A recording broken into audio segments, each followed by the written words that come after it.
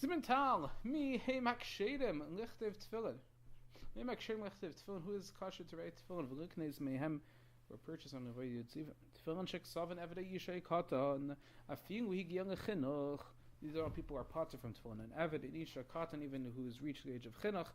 Oy kusi. Here we're actually talking about a kusi, not a goy. A goy would be possible because we saw earlier he can't even write neshmat. But here we're talking about an actual kusi, a momer la'avedas gilulim, or a Jew who has become a heretic to idolatry or to chil Shabbos. A meiser la'nasan, or he's a meiser, also not part of the category of the Jewish people. Psulim, they are possible to write tefillin mishum dechsibuk shartim chsavtim kayshena b'kshira ein amamin ba. Someone who's either not mechuyev to put tefillin on or doesn't believe in the whole Torah, including the mitzvah of tefillin, ein a b'ksiva, he's not allowed to write the tefillin, and his tefillin would be possible. Kayl shepasul l'chasron pasul b'kol tikkun asiyasan. Any of these people who's possible to write the tefillin is also possible to do anything necessary to make the tefillin. Ger shechazu gadase machmas yira, a ger who converted properly but then retracted his conversion based on his fear for his life, and that was also for him to do. Kasher licht of tefillin, he's allowed to write tefillin because once he converted, he's a Jew, and the fact that he's now a murmur to Avodah Zarah is not considered to passel him, since he's only doing that out of fear, even though he should have been Meiser Nefesh.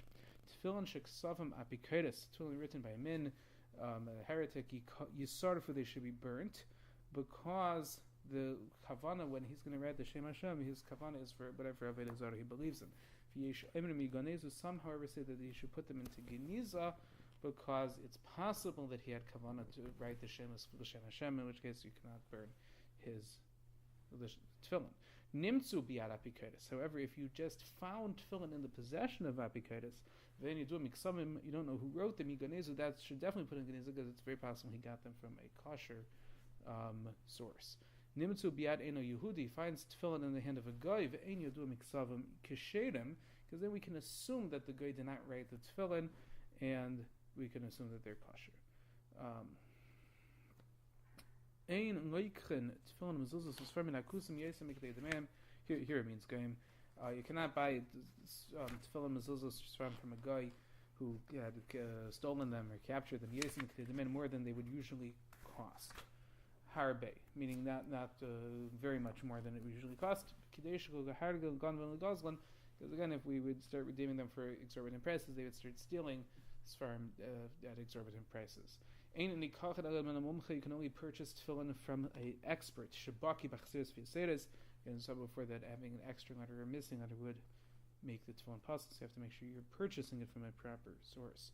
If you do purchase it from a disreputable source, you have to make sure they're checked before putting them on. If you purchase 100 pairs of tefillin from one source, you check 3 of them,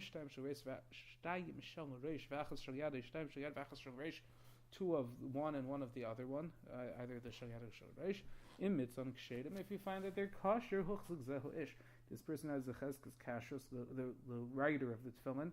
They're on kosher, you don't need to check the other 97.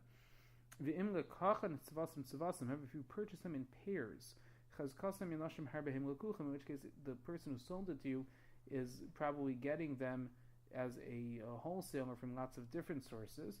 Therefore,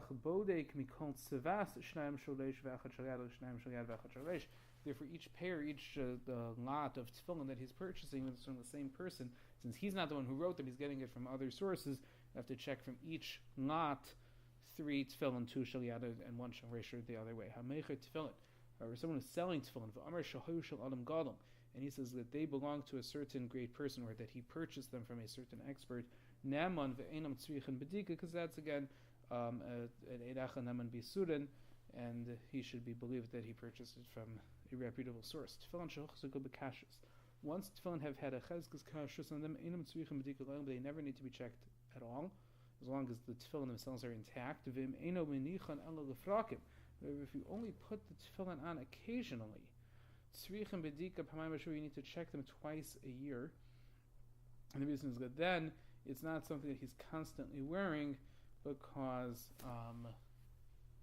they might have worn out. And the poskim say that generally we should check the tefillin, especially since we don't wear the tefillin all day, and perhaps the tefillin might have been in a storage conditions that were not optimal, then they really should be checked, like it says here, twice in every 7 years. However, if